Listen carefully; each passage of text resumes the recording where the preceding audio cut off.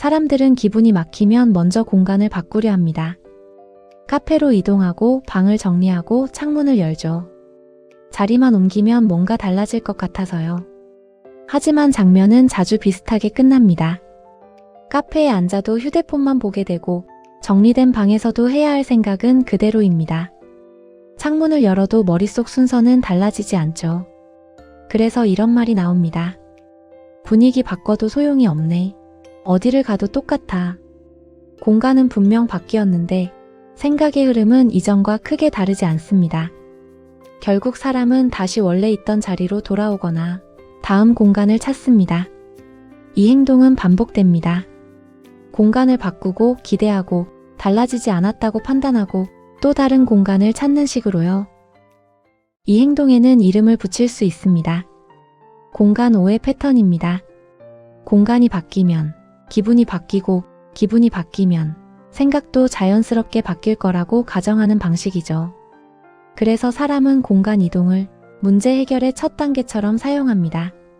하지만 실제로는 공간이 감정을 직접 바꾸는 장치라고 오해한 채 같은 생각 구조를 그대로 들고 이동합니다. 이 패턴의 핵심은 단순합니다. 공간을 바꿨는데도 생각이 바뀌지 않으면 공간 선택이 실패했다고 판단하는 것. 그리고 그 판단은 다음 행동을 또 같은 방식으로 밀어붙입니다. 여기가 아니라면 다른 곳일지도 모른다. 공간은 감정을 직접 조절하지 않습니다. 대신 사람이 한 번에 사용할 수 있는 생각의 양을 바꿉니다. 익숙한 공간에서는 뇌가 이미 많은 걸 자동으로 처리합니다. 어디에 앉는지, 무엇을 먼저 하는지, 어떤 순서로 움직이는지까지. 대부분은 반복 학습된 경로죠. 그래서 생각할 수 있는 여유는 오히려 줄어듭니다. 새로운 판단을 만들기보다는 기존 흐름을 재생하는 쪽이 더 빠르기 때문입니다. 반대로 낯선 공간에 가면 뇌는 기본 설정을 다시 확인합니다. 소리, 거리, 사람의 위치, 빛의 방향까지 평소보다 더 많은 정보를 처리하죠. 이때 잠깐 사고에 사용할 수 있는 여분이 생깁니다. 이 여분이 생기면 사람은 감정이 바뀐 것처럼 느끼지만 실제로는 생각을 배치할 수 있는 공간이 늘어난 상태에 가깝습니다. 문제는 여기입니다. 그 여분을 새로운 생각으로 쓰지 않으면 기존 생각이 그대로 확장될 뿐이라는 점입니다.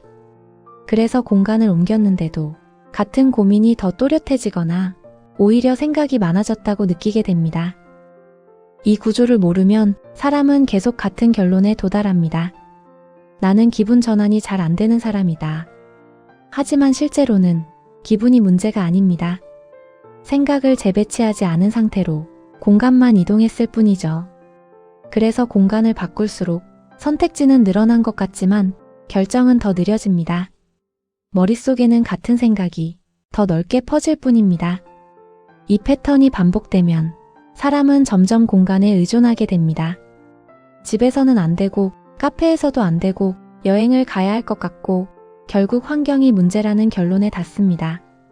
이렇게 되면 공간을 선택하는 능력은 늘지만 생각을 선택하는 능력은 그대로입니다.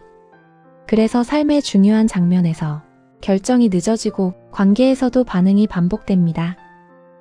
여기서 갈림길이 생깁니다. 하나는 계속 공간을 바꾸는 선택입니다. 지금 이 장소가 맞지 않다고 판단하고 다음 공간으로 이동하는 방식이죠. 이 선택은 빠릅니다. 움직이면 바로 무언가를 한 것 같거든요. 하지만 생각의 배열은 그대로 둔 채 장소만 교체합니다. 다른 하나는 공간은 그대로 두고 지금 떠오르는 생각의 개수를 줄이는 선택입니다. 모든 걸 정리하려 하지 않고 지금 필요한 생각만 남겨두는 쪽입니다. 이 선택은 눈에 잘 띄지 않습니다.